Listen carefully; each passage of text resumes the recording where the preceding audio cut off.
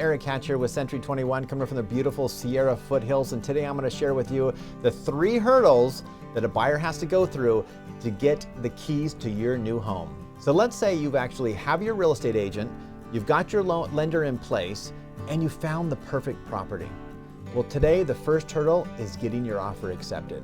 With the limited lack of inventory that we are still experiencing in today's market, a buyer doesn't have a lot of choices, and so that means you're competing still with a lot of other buyers. You want your offer to be competitive and also have the terms that best fit the seller, so they will choose you. Talk to the other agent, figure out what they might need. They might want a 2-week rent back after close. They might want a shorter escrow. They might want an as-is sale. They may need to find a replacement property. So you need to understand that so you can construct an offer that will be best suited for the seller at the same time to be able to acquire your dream home. So now, number 2, now you're all excited. We got the house, honey, and you're all super excited. And now what's next?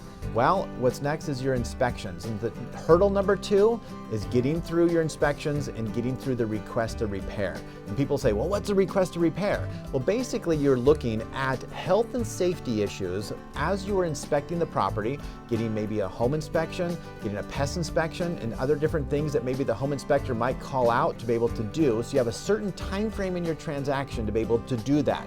And during that time, you're going to be looking for those health and safety items to be able to request to the seller a list of these items that they will either give you a credit for or they will fix those items for you. Let me share an example here.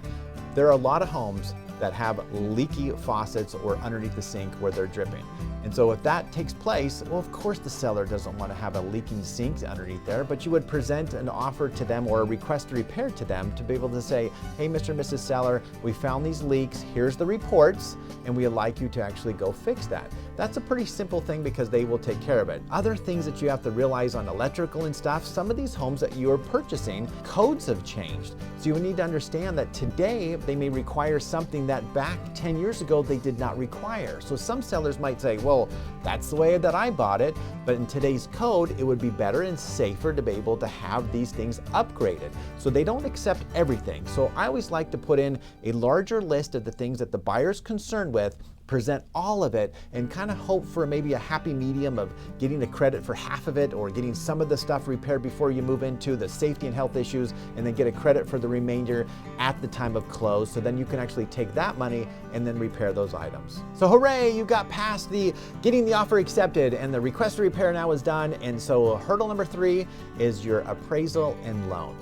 So I want to give you a pro tip here. Make sure that as you are negotiating and getting all those repairs, negotiating them, you've got to have your appraisal has to be happening at the same time. Don't go in and give a request for repairs to get, hey, I want you to fix this. The seller's all excited, they fix it, and then your appraisal comes in with what's called conditions that these items need to be fixed or repaired as well.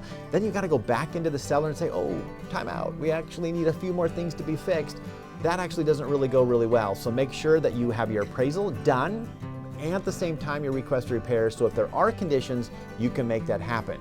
But there are other issues. They may not have conditions on the appraisal. They might come back and say, wow, the house didn't appraise where it needed to be appraised at to be able to successfully close the escrow. It's not likely that your lender is going to close the deal with a lower appraisal unless you are bringing in substantial amount money down. If you're just doing a 3%, a 10%, or 15%, the likelihood is you need to negotiate with the seller to do a couple things.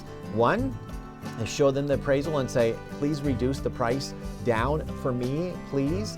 Or number 2, you can actually negotiate, you bring in a little bit more money and they come down on the price as well to be able to make that happen. So you need to have a realtor that is experienced with that and have a lender who's got your back to be able to put that together to get a successful close. So guys, there we go. We've got getting the offer, get a little more excited, get through your request to repairs, yay, we got it done, then get the loan and the appraisal done. And when you get all 3 of those done, you are called cleared to close. When you hear the words from your lender, we're clear to close, that's amazing because then it's just final documentation, getting the title company and the escrow, and they kind of all come together, your lender, get the numbers, you go to the signing table, you grab a pen, and you sign on that line that this now becomes a your home. Hey, congratulations, you have crossed the finish line.